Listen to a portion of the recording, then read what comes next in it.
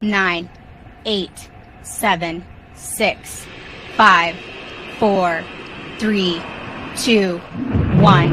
And we have liftoff of the United Launch Alliance AtlasV rocket with the STP3 mission for the United States Space Force.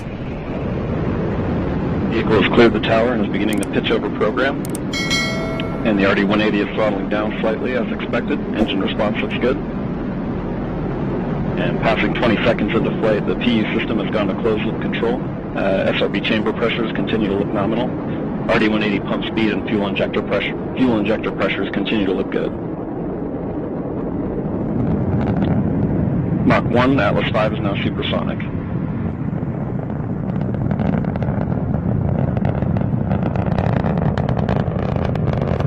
Passing 45 seconds into flight, vehicle is now passing through max Q, maximum dynamic pressure.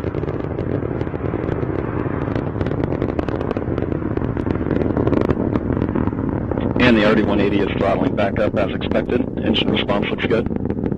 Passing 1 minute into flight, the vehicle is now 9 miles in altitude, 7 miles downrange, traveling at 2,200 miles per hour.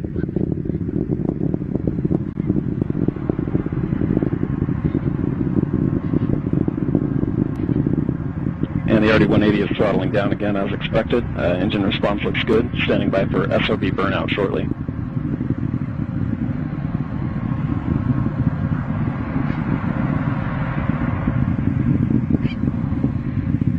And just past a minute and a half into flight, we have burnout on all 5 SRBs. Burnout pressure signatures are looking good, and the RD-180 is being throttled back up as expected following SRB burnout. Standing by for jettison shortly.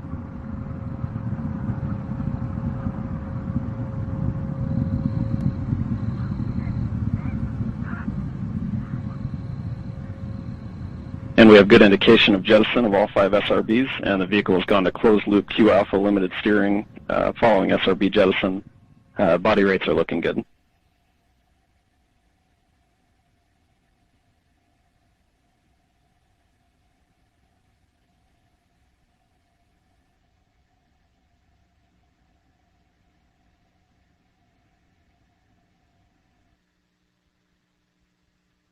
And coming up on 2.5 minutes into flight, a little over 2 minutes remaining in the boost phase of flight.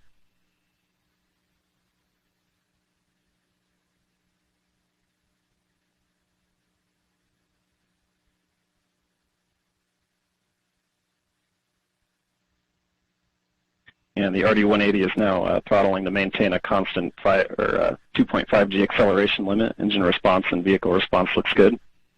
And the Centaur reaction control system is now pressurizing to flight levels. Passing 3 minutes into flight, the RD-180 pump speeds and fuel injector pressures continue to look good. The vehicle body rates look very good for this phase in flight.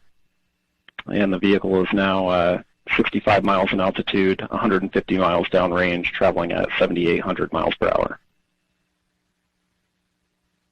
Standing by for payload fairing jettison shortly.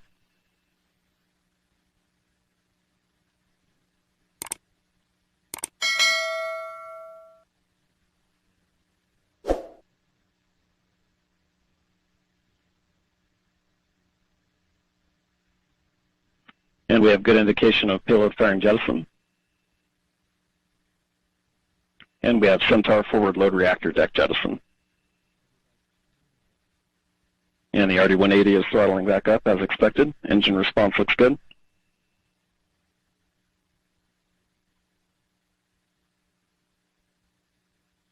And the RD-180 is now throttling to maintain a constant 5G acceleration limit. Engine response continues to look good.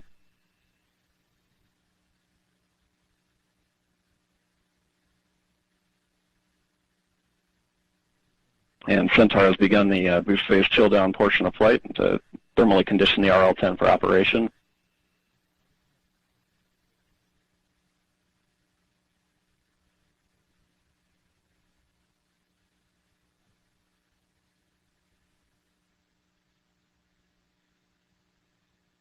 And we've had BECO, booster engine cutoff, and we've had successful stage separation, and saying pre-start on the RL-10.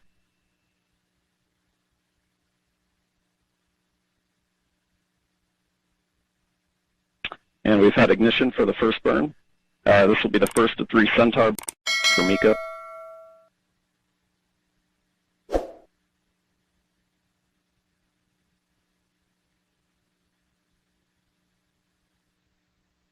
And we have MECO. Engine cutoff pressure signatures look good. The Centaur will coast for approximately 1 hour. I'd like to thank Jesse Gonzalez for his participation in today's show, as well as Brian Cizik from the Space Launch Delta 45 weather. You can stay updated on today's long ascent to geosynchronous orbit with ULA's live blog at ulalaunch.com, or join the conversation on Twitter and Facebook. I'm Andrea Linhoff. Thanks for joining me bright and early today. Before we hand you back to NASA coverage,